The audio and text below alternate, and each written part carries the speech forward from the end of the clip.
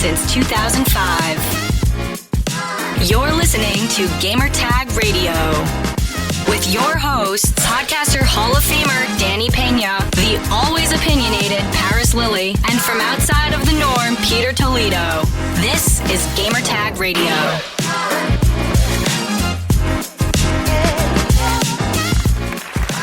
Welcome to Gamertag Radio, episode 1216. This is your host, Danny Pena, and this week I've been joined by Pete. What's going on, Pete? What's up, Daniel? How are you? Everything's good, man. Everything's good. A couple announcements this week. I know some games coming out. Bayonetta officially coming out in October. We have God of War coming out in November. You know, it's a good time to be a gamer. This year's gonna be fun. It's gonna be a lot of fun. Yeah, it's seeing these announcements of things and seeing the sale or like the post announcement rush of people. It's pretty wild. Like seeing people trying to resell their pre-sale for like crazy looking numbers on eBay and stuff like that. I'm fascinated by that right now for some reason. Yeah, actually, and on the chat I mentioned Stray is coming out this week. I'm excited to try that out. I have review codes, but that was more for my job. So the producers and talent, they already got that, so they've been playing it. But I am definitely going to play it. I know it's going to be on the PlayStation Plus subscription there. So I'm going to play and try it out. It looks a lot of fun. It looks like a very dark cat game. So, but you know what else? It's something that you can sit back, and I wish if it was available for the stream for the Steam Deck that's supposed to be coming to my mailbox whenever the email shows up. That seems like one of those games that you can just sit back and relax and play, and it doesn't seem to be like the frenetic action-packed type game that you would that you normally associate with the summer blockbuster. If that makes sense. Yeah. Actually, Astos Falls comes out this week too. That's another one I've been playing now for a while. I'll talk about it in the future, but I know. Shout out to Paris. He had an event he was hosting with the Kind of Funny crew. Yep. In Los Angeles. I missed it because we got invited to attend the Saints Row preview event in Las Vegas. So I was there. Future content, we're going to be talking about it here on Gamertag Radio soon. But the event overall was a lot of fun, and I can't wait to talk about my experience and everything. But let me tell you this. It was hot as hell in Las Vegas. 112 degrees. 112 degrees. I couldn't take it. I was like, dude, I had to like, at night it was like around 98, 97, but my God, it felt like I was inside of an oven. It was hot, man. But yeah, besides that, it was a lot of fun overall. I got to see a lot of the content creators and journalists from the industry. So it was cool seeing a lot of people, man. A lot of people there. All right. So we have a couple topics here. And also, I'm excited that I have my copy of the book. It's not the official copy because this is just more of a test. That's amazing. Danny loves video games. Look, this is something I've been trying to do for a long time because I've done film, I've done like a bunch of stuff about GTR, but I'm like, man, I want to do a book, and I've been talking to a couple people to see if we could do it for years, and I'm finally going to start working with my cousin about this. Is like our first project together. We have never done this before. So he's done like children's books for years with his wife. His books is also available in the public library in Florida and multiple libraries, so all across the state. Oh, wow. So this is going to be our first major project. Like this is one of my favorite projects I've ever worked on, like ever for me, man. So I'm very, very excited. So yeah, this is the cover. And in the back, it has something cool. It has a quote. It says, dream big and do what you love. So there's going to be more details about this. We're planning to have pre-orders soon, through different places. I'll let you know. I'm very excited to talk about this in the future, man. But yeah, so there you go, folks. For those that don't know, I'm going to have my first children's book, man. So Pete, I never told Pete and I never told Paris. I wanted everybody to be surprised about this. And they were like, wait, what? So that was really cool. Really cool. But what you think, Pete? The cover and everything. The cover is amazing. First and foremost, congratulations. It's it's amazing to see how you've been able to just move your story from real life to film and now to a children's book, right? I mean, as we all start to get to that later part of the stage, right, of our lives, thankfully, I've moved on from that. But, obviously Paris is a parent, he's, 3 children, various ages, you having just gotten married. So, I can imagine that's going to be upcoming soon, right? As part of your, as part of your now a husband, as opposed to just a boyfriend or a fiance. Now you're a husband, and all those things that come. So being a parent, once you are one, you're always one, right? Regardless of how things pan out or turn out, once a parent, you're always a parent. But you're not always a father or a mother. That comes with time, effort, and respect. It's great to see that you've been able to now push your story out onto paper, physical paper medium, right? Which, it's in 2022 is almost kind of like a lost art these days, right? Everybody's always looking for something that they want to just look at, on a tablet or a laptop and not tangibly hold in their hands. So, congratulations. I'm excited for you. And it's, just another notch on the story of Danny Pena. You have an amazing story, and I'm glad we're able to get this out. Yeah. I'm very excited to share it. And, you never know. I'll probably go to a couple places to have like a launch event or something. We'll see. Details coming soon. All right, so head over to gamertagradio.com. Listen to our past episodes. We have over 1,200 episodes. 1,200 episodes. No gaming podcast has that. 0. And we have a lot of content. Just make sure to check it out.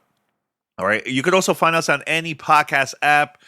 Just search for Gamertag Radio. We're there. Follow us. Subscribe. Spread the word about us. It will help us also if you review us, man. A lot of new people have been discovering us because of your support and help, so keep it up. Also, if you'd like to be part of our fan mail discussion, head over right now to your email and add fanmail at gamertagradio.com. That's fanmail at gamertagradio.com. And here's how you could contact us. Send us your feedback or questions. Give us a call at 786-273-7GTR. Email us at fanmail@gamertagradio.com or leave a message on speakpipe.com/gamertagradio. All right, so we're done over here, Pete. That was a very long intro, by the way. But I know you said you had a question for me about PC. Yeah. Yes. Before we go to the topics. Less than, I would say, 4 or 5 months ago, you and I sat in these respective chairs talking to each other on Discord as we are now. Mm-hmm. And we went through the journey of building your gaming PC and had it delivered. And I was wondering, what has that been like? Because you've always walked around with your Mac as your primary computing device, and have always been a console gamer for as long as I've known you, right? Yes. You've always espoused. I know, like, we always tease you. Hell, shit, you got married in a green suit, right? So it was like, it's like I always. I knew you were going to say that. So, like, well, there's a reason why. I know. But like, you're a self-proclaimed console fan, right? And I don't want to say fanboy because it sounds negative. You're a fan of consoles, of handhelds, of standalone, whether it's the Dreamcast, which has always been your favorite of all time, or the Nintendo, or the Genesis, or the Xbox, or the PlayStation. You've always been that. But you finally said, you know what, I want to delve and get into this PC thing. Now that you've had a gaming PC for several months under, in your household, we had to talk, a couple weeks ago about Steam sales and games. What has that experience been like? How has the introduction of a gaming PC altered or edited or changed your workflow, whether it comes to either editing videos or podcast mixing or editing or just overall general usage or just, downloading, playing games on Steam? First of all, it was back in December period I got my PC, which is wild to me. Time flew by. Because I remember I was like, yo, it's the end of the year. I think I want to get a gift for me. And it was a gaming PC. And you helped me out with that, so thank you, man. So, yeah, I received it around beginning of December, around there or so. The end of November, around there. So, but it's been great. Like, I still, look, don't get me wrong, I still play consoles. It's not something that's going to make me stop. And for me, it's just been easier, especially when it comes to like the content creator side. It's been easier for me to capture recording stuff, not only through consoles, but also through just straight from the PC. I could just do it from there. And it's been great. I've been playing my gaming PC nonstop, man, for months, and I also, now that I got the Steam Deck, I've been playing that too, man. So I have a lot of games that's available on my Steam account on the PC, and I'm like, hey, you know what? I think this is perfect time for me to continue my gaming session and through my handheld device, man. So it's been great. I still don't edit a podcast through the gaming PC because I have certain plugins and everything that I have it available still on my Mac. That's the reason why the podcast sounds great. So I just don't feel comfortable editing on my PC. But yeah, I still use it, man, a lot, man. So, but it's been great. I know that because of the room where I'm at right now, sometimes depending on the game that I'm playing, it could get really hot, man. Because of I don't know if it's like that for you over there, but it depends on the game, Thank God everything has been smooth so far, man, with my experience with this, man. I just I need to learn how to clean inside. It's not dirty or anything like that. I just got to figure some things out just to keep it clean and, right. And so it could run pretty good and everything, man. But it was worth it. So worth it for me, man. And I've done so much more because of the gaming PC ever since I got it. That's From really both cool.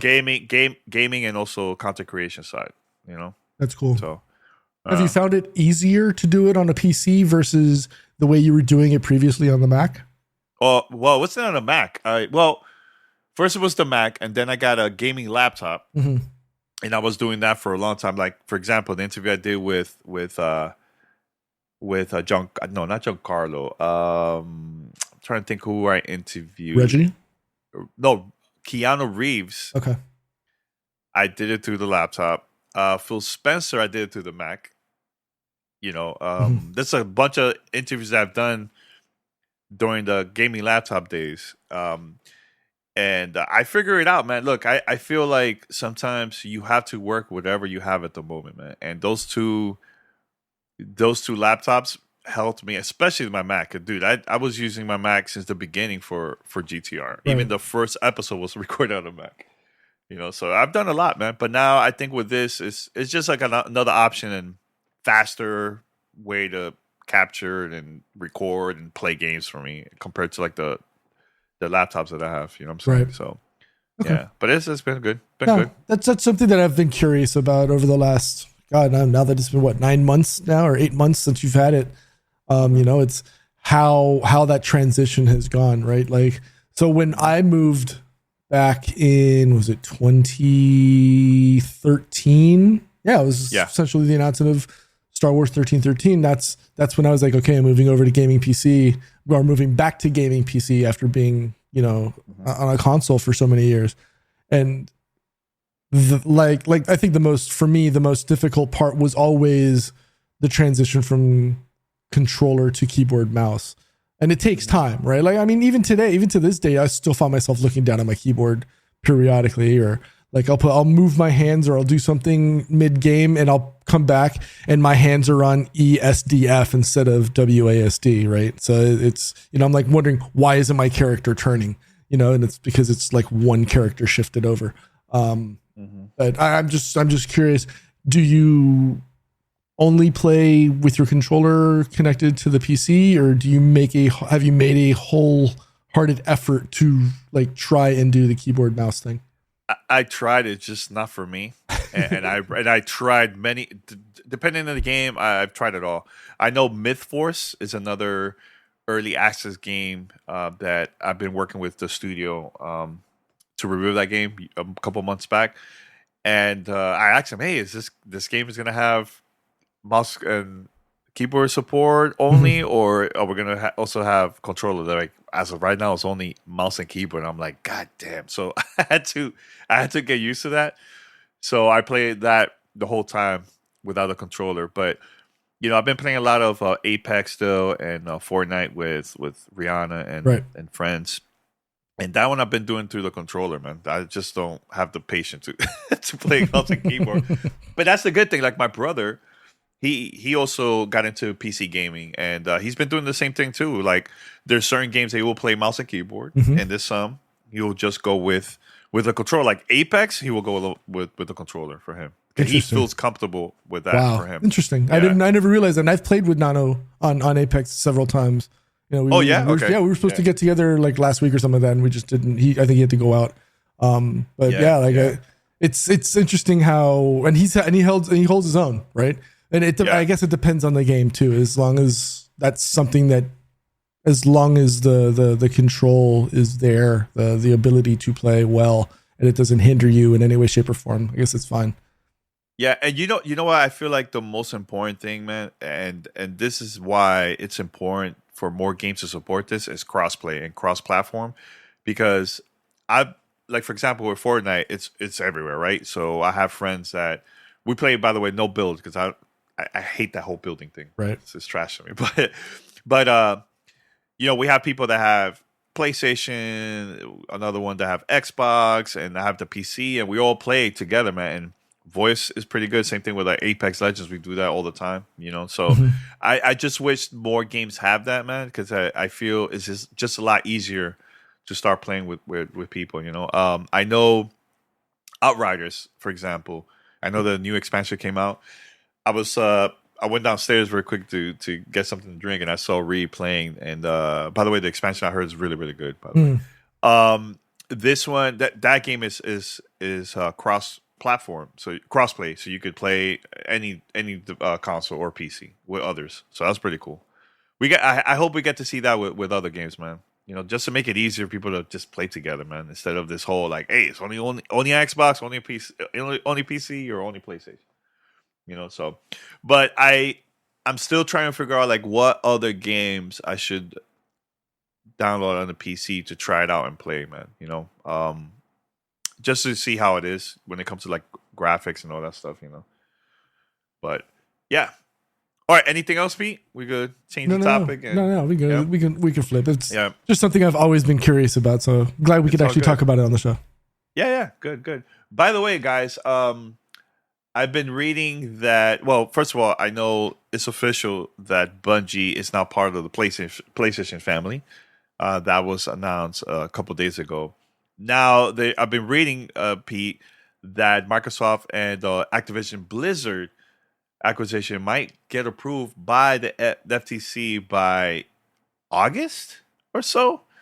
So that's a very interesting time frame, because if you think about it, August is Gamescom. So let's say this gets approved and it's official, there could be an opportunity where Microsoft, / Xbox could announce some announcements during Gamescom. And I think this would be like the perfect place, because there was no announcement so far during the showcase, because they're not allowed to say anything. And I think the only thing that we know is just the new Call of Duty. But I think this would be a great opportunity to just announce some surprises, man. I think, in my opinion, if this gets approved, man, what you think? Do you think this is something that is possible, or what? Look, in this day and age, everything is possible. I think it's safe to say. I mean, hell, Nintendo just announced an acquisition just a few days ago as well. So interesting. Just waiting. Just a matter of time before all of these. Yeah, that would be cool. And I think the Nintendo one was just something that's more videos or film related. Yeah, animation, right? Like it was an animation. I'm trying to think. I forgot the name of the company, but they're going to eventually rebrand to something called like Nintendo Pictures, which is going to focus on video content based off of their IP. So I'm curious if now like Detective Pokemon will now be done by them as opposed to going through third party studios. But with the Activision Blizzard stuff coming now, I'm curious what's going to be the first thing that they formally announce just after that. What on your mind will be the first major announcement? Do you think it'll be a Diablo type or something that's more from the Blizzard side, or do you think we'll see the first announcement be from the Activision side? I think from the Activision side, something related to like Call of Duty, maybe something that would be great. Saying they went on Game Pass or whatever, like that type of thing. Or from the Activision side, yeah, Diablo or one of those major PC games, right? I know. I'm trying to think of the name of the other game that's. I know it's coming out. Is it? Oh my god, I'm trying to remember. Overwatch 2. Overwatch 2 is coming out. Is coming out, right? So that's something that they could show that, but also bring back the classics, stuff that we haven't seen in years. Activision have so many IPs there, right? Easily could bring it up. That would be cool. Yeah, in my opinion. All right. What else? And okay, so all right, I got something. So I think it was 1 or 2 shows ago we had a question on fan mail about the next Assassin's Creed. Mm-hmm. The day after we recorded that episode, there was a claim that it would be set in Mexico with an Aztec setting, right? Mm-hmm. Now, the new story is AC Rift, which is set in Baghdad. So it's 2 different locations, like 2. Well, no. I think the Aztec setting was made out of turn or just without potential knowledge. Whereas now, because I mean, hell, if we go back to the fan mail that I talked about, I think it had something to do with Norway or Vikings in that region. Oh no, sorry, I had mentioned it was something Greek or something like that. But now they're saying that it's not going to be an Aztec setting, but it's rather going to be set in Baghdad, which brings it back to the EMEA, Indian region. So I'm curious, would you rather it be Aztec or would you rather them go to Baghdad? Man, 2 dope locations, I think, in my opinion. I would love to see it Aztec just because we haven't seen that yet from like the Latin America side. I think that would be cool to see. Because I feel like we've seen a lot from over there in Asia and Europe and, all those locations, but there has been 0 from the Latin America side. So for me, Aztec, I will go with that, in my opinion. What about you?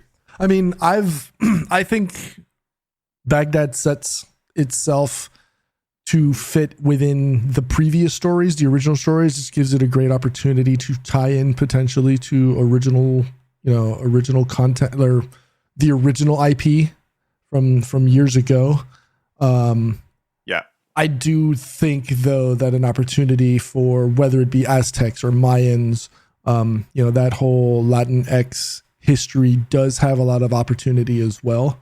My dream has always to see feudal Japan included. I know they had the side-scrolling 2D platformer many years ago, but I would love to see something much more 3D fleshed out in feudal Japan, with ninjas and samurais and ronin, and that would be ideal.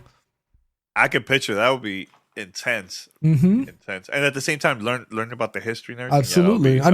You've got, and it doesn't even have to be feudal Japan. It could be Japan. It could be China, because you've got you have the Great Wall of China. You've got all of that history of that entire region. It could be it could be Japanese. It could be Korean. It could be Chinese.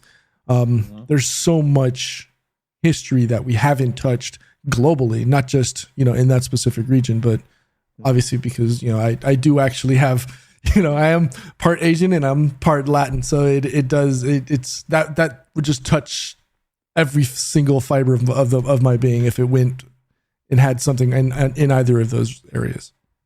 Yeah. By the way, Pete, we have I think one family question, I think, but also on this episode, I'm planning, and I'm very curious to hear your thoughts about this. I have an interview with Ubisoft, one of the devs.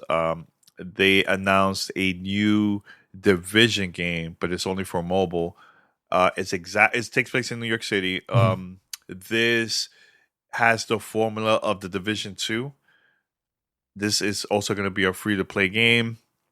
And if you don't like the touchscreens to play it like through there, you could also connect a Bluetooth controller and play the game through there too, man. So have you seen the video? This is just like an alpha footage. It's not the official, retail version. But seeing it, in my opinion, it has like a lot of potential to be pretty big, especially for a whole new audience that has never played the Division. I had a great conversation with the dev, and I'm going to play here on this episode. But before we do that, I would love to hear your thoughts about the announcement and the Division. You're talking about Resurgence, right? Resurgence, yes. Yeah. So yeah, I saw the video gameplay video that they did, the walkthrough. From what I understand, it's going to be an independent campaign separate from Division 1 and Division 2. And you're essentially going to be going through and fighting hostile factions and rebuilding each one of the little camps. I mean, I'm glad that they've finally used something for the mobile side. I think they've been lacking, if anything, from being able to touch upon that genre, because, and I've said it for years now, mobile's huge. Mobile, if you look at it just from a pure numbers perspective, far outweighs combination of console and PC all put together, with change left over. So maybe it just took them a lot longer to get through it. I think it's still going to be an alpha, or it's still in alpha. It's not ready for full not even beta or full release yet. No, but there's going to be a test for, I think, like a week or so. They did mention that people could play it. They just want to see the feedback. And here's the crazy thing. I even asked him, like, hey, is there going to be Dark Zone in this? And he was like, yeah. Ooh. So I think, in the game. And I know I asked him about, like, the thing that I love about the Division 2 is right after you're done with the game, the end game now you have new enemies. The difficulty is even harder, right? And he said that also going to be available in there too. Not for the alpha release. This is just more future once the game officially releases. So I think there's potential there, man. And free to play, like, hey, man, just try it out. You don't need to buy anything. Just play the game, and if you like it, continue playing. If not, it's fine. I think it's pretty dope. Because I always been a fan of the Division. The other day, I was just searching through my hard drive, and I found a video, Pete, that you were there. You were in it. Paris was in it. This was E3 2018, the first time that we got to play the Division 2. And you hear all of us. DJ Knight was with us in that session. And this is the part where we were playing. I think there was like a plane somewhere. It was like an airport. I remember this. Yes. I remember. Yeah. And I'm going to post that one of these days, like on Twitter. But it looks, oh my God, it looks a little bit rough because it was like a really early build. Mm-hmm. But we had a great time, and I found other videos of us playing Dark Zone for the first time and everything. Like, it was really cool, man. So I'm excited to see this version once this officially comes out, man. So I'm gonna play the audio interview here on GTR, and once we come back, we have, I believe, one fan mail question. We'll see. We'll read it here. So we'll be right back after this. You're listening to Gamertag Radio.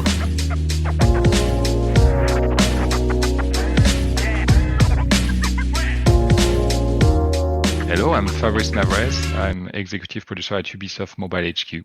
Yeah, man, congratulations. I got to see an advance copy of of the presentation of the Division. I'm a huge Division guy, by the way. Played part 1, love part 2, and I'm glad that this is coming for mobile, because this is going to be a lot of people that is going to be playing this for the first time, man. So it's the Division Resurgence, right? And it takes place in New York City.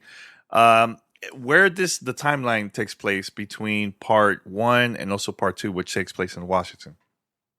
So basically, for the Division Resurgence, we wanted to make a brand new story for the Division fans to discover new stuff, but also to make a story that newcomers could enjoy. And so you will start as an agent of the first wave, so it's before the Division 1, and then a big chunk of the game is right after the events of the Division 1. And we'll see from there what will develop more, but that's the big chunk we have now in the Division Resurgence. Yeah, but this has the formula of part 2, correct? Like gameplay, could you repeat? Okay, this has like the same gameplay as part 2, because it's a little bit different than part 1, right? Yeah, definitely. I mean, from a gameplay perspective, the Division 2 was kind of the benchmark for us, and really to keep the DNA of the brand, the cover system, the tactics, the specialization, etc. And of course, it also implies a lot of the adaptation to have something very smooth and cool to play on a mobile device and a touch screen specifically. So does this have also, because one of the things that I love about part 2 is the amount of content that was available there from the beginning, and even after you finish the story, there was also an end game. Are we going to see something like that similar to this one? Because that's when the challenge really gets really cool and fun too. Yeah, definitely. Actually, the content is quite extensive. So on the closed beta itself, it's really focused on the beginning of the game, and I would say the core PvE co-op core of the Division. But later down the road, you will have all the PvP, the Dark Zone, clan-based gameplay, and it will be tons of content basically, and also depending on what you like as a player, either you prefer something more cooperative, if you want to play solo, or if you want to play competitive, you will have a lot of stuff to do actually. And how difficult was this for you guys? Because the game could get, like, when it comes to control wise, it could get very difficult, just on a regular console and PC. But for mobile, how was it for you guys? And we're going to see controller support too, besides touchscreen. It's very challenging to make a pretty good mobile control. We spent a lot of time on that. We did a lot of tests. We did a lot of play tests with players outside Ubisoft to make sure that they like what we were doing. There is two key there. It's like we really try to take the Division gameplay, put it on a mobile, and if you take the cover system, we're quite happy with the results so far of how we handle cover system on a touch screen. And from there, because we know it's important and expected by the players, is that actually you can fully customize the control. You can change the button position, you can change the size of the button, you can change even the opacity of the button if you want something very visible on screen or like almost transparent. So you should have plenty of options to have the best control for you. And as you mentioned we actually do support controllers as well, so you could play the Division Resurgence with your gamepad. And will that the touchscreen part, would that disappear, or will still be there once you use a regular controller too, or no? It's supposed to disappear. Oh, that's all right. I'm all in for that one then. Now, I know this takes place in New York City. I'm originally from New York City, especially Manhattan, where the game takes place, man. So how big is this game compared to like the previous part 1, where it also takes place in New York City? So to be very specific, it's 4.5 square kilometers. So I'm not sure in miles, but it's about 60% of the size of the Division 1 open world. I mean, that's pretty. That's a lot. That's a lot for a mobile game. It is. And actually, that's a technical fit. With I'm still amazed by that actually. But you really have a quite big urban open world, quite complex on your screen to explore, and we're super happy about that, because that's one of the core its core promise of the Division experience. It's to be in those urban environments. Yeah, I know during your presentation, you guys also mentioned about new factions too in this game. Can you tell us more about it too? Yeah, sure. So you will have the factions you've met in the previous episode, but if I take a new one, it's the Freeman, for example. So the basic idea was to say, okay, what would happen from crafty people, engineers, civil workers, etc. If they were if they allied together and try to survive in a collapsing New York City. And so basically they are kind of do it yourself engineers building their own arsenal. And of course, from a gameplay perspective, it's to bring also new tactics and a new faction to handle for the player, and to offer basically a new gameplay challenge in the mix. Yeah, I know that in the game, I love playing with friends and also with randoms. Is it? Can you tell us a little bit about the multiplayer part of this game too? And does it have crossplay, cross saves for those that have like the iOS or Android devices? The game will be a crossplay, cross save between the both OS, and it's the core of the Division. So you can play either solo up until 3 friends, so a crew of 4 basically, to make most of the PvE content, which is a co-op content as well.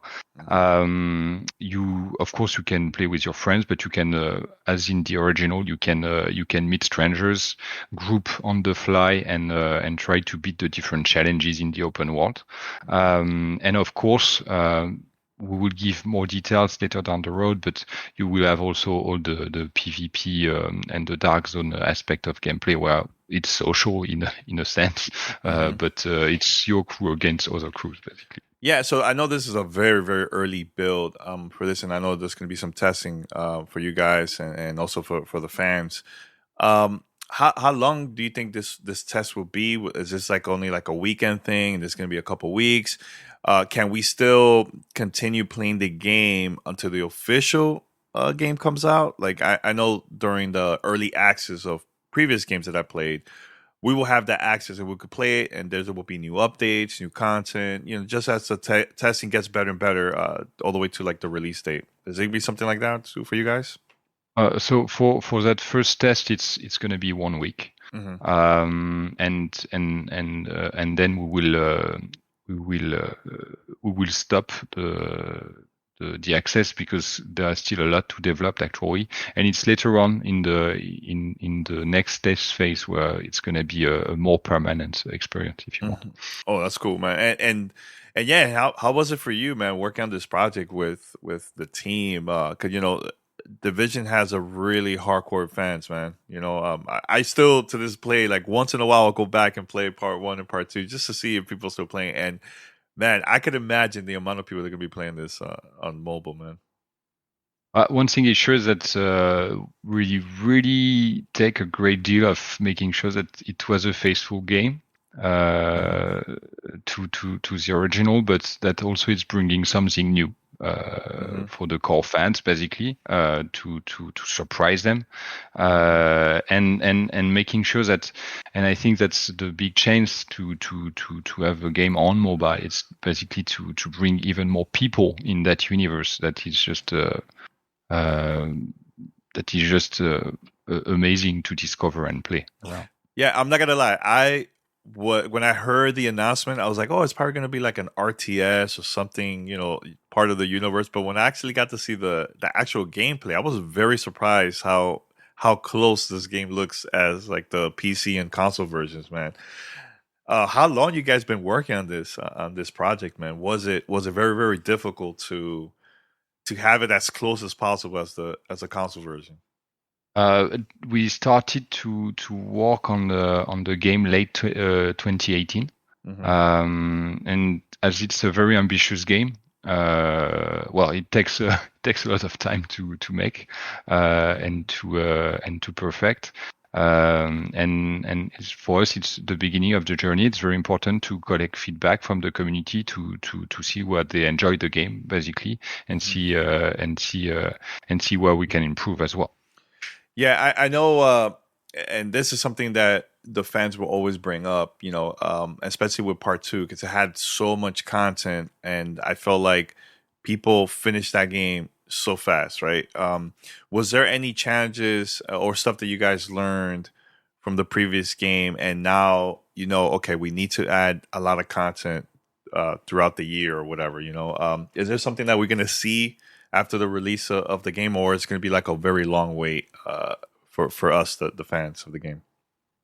One thing it's sure is that we have big plans to bring content on a regular pace for the Division Resurgence, because it's really the nature of the project. Actually, it's to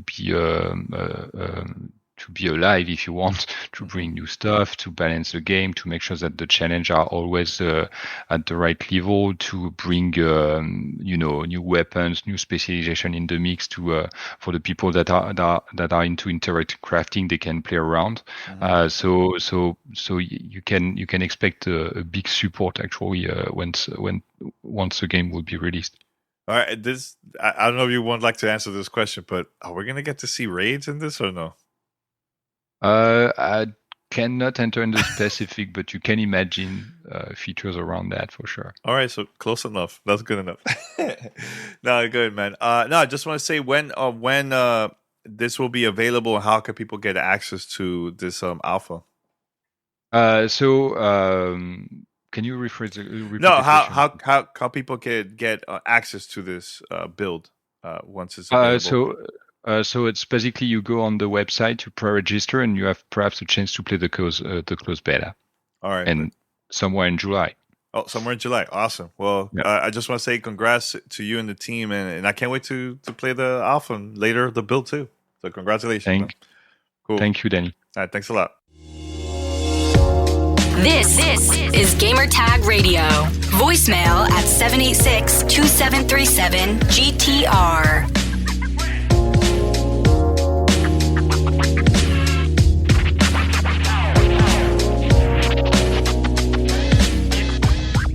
All right, Pete. So, thanks to Ubisoft for giving us the opportunity for this interview. It was a lot of fun.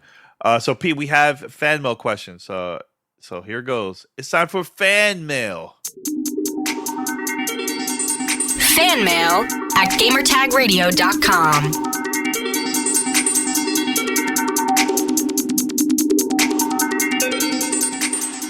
All right, so this is from Vision through our Discord. Make sure to join our Discord if you guys would like to also send us questions through there. But also you can send questions through our voicemail and email. So keep it up. So this is from Vision. He says, "Hey GTR crew, I just asked your thoughts on in-game stores microtransaction. If the store has a paywall to feel it, do you still buy items or do you avoid it?" Your thoughts, Pete? I mean, I'm the first one to admit I have been very, very guilty of loot boxes in the past. Loot boxes or microtransactions? Like, all right, so for example, PUBG, they've got the season pass. I purchased the season pass. Depending on how much business travel I have, which is going to interfere with my ability to go through the season pass. But I have spent, in-game G coin, which, I'll throw in $20 every once in a while, to try to get, whether it's weapon skins or clothing skins and stuff like that. So depending on the game, like I have no problem admitting I've done that. I've done that for, I think the last game that I did that was not PUBG was Ghost Recon Wildlands. Oh, Ghost Recon Wildlands. Okay. Yeah.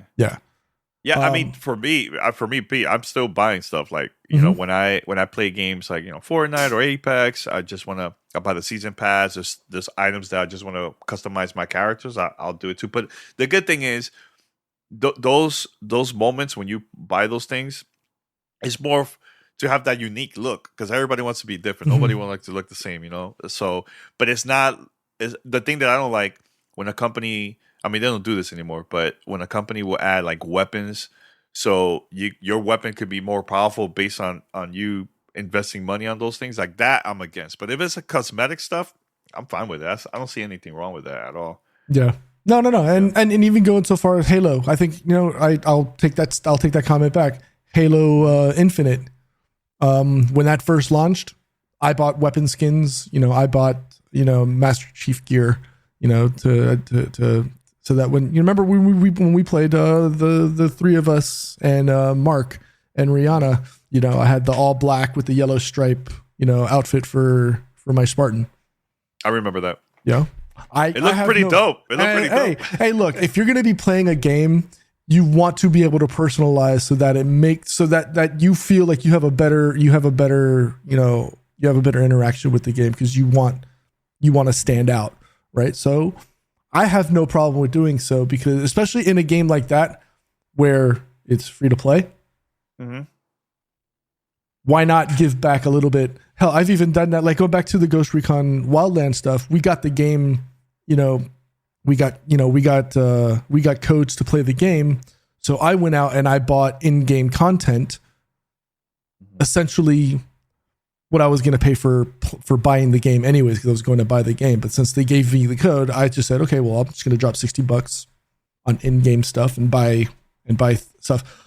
The only thing was, when I did that, I didn't realize that you could buy weapons in the game.